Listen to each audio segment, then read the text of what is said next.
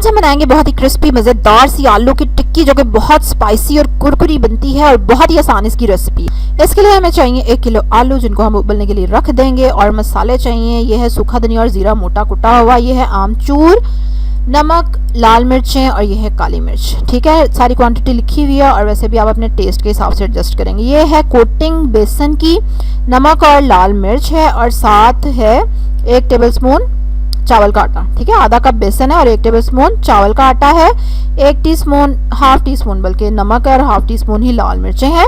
इसको मिक्स कर लेंगे आप अच्छे से, और पानी डाल के हम इसको हमें इसकी कंसिस्टेंसी चाहिए, ये देखें इस तरह की थोड़ी सी, देख रहे हैं, ये बहुत ज़्यादा गाढ़ी नहीं है और पतली भी नहीं है। आलू उबल चुके हैं और उनको हमने मैश कर लिया छील के। अब सारे मसाले जो मैंने आपको दिखाए थे ना, वो सारे के सारे इसमें डाल देंगे। अब इसमें जाएंगी 2 बड़ी ज़बरदस्त सी चीज़ें, जो कि क्या है, एक दरमियाना प्याज है चॉप किया हुआ, और 2 टीस्पून ग्रीन चिलीज़ हैं। और ग्रीन चिलीज़ जो थी वो बहुत तेज़ थी, इसीलिए लाल मिर्चें मैंने ऑलरेडी कम डाली थी, और फिर भी बड़े चटखारेदार बने ये।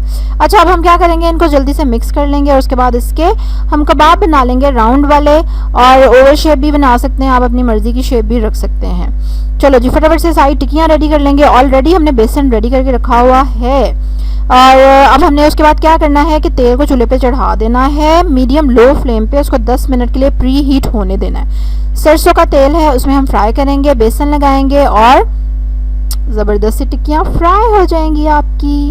अब इन टिक्कियों को आप केचप के साथ खा सकते हैं, हरी चटनी के साथ खा सकते हैं, नान के साथ खा सकते हैं, रोटी के साथ खा सकते हैं, या सिंपल चम्मच के साथ खा सकते हैं। सारे तरीक़ों से बहुत ही मज़े की लगेंगी ये, वाह यम। अब आपने क्या करना है, अब आपने जल्दी से लाइक करना है, मेरी वीडियो को सब्सक्राइब करना है, मेरे चैनल को बेल आइकन पे ज़रूर क्लिक करना है। कमेंट में ज़रूर बताएंगे कि आलू की टिक्की आपको कैसी पसंद है, स्पाइसी या कम स्पाइसी। ठीक है, चलें जी, कल एक और ज़बरदस्त सी रेसिपी के साथ आपसे मुलाकात होगी। तब तक के लिए अल्लाह हाफ़िज़।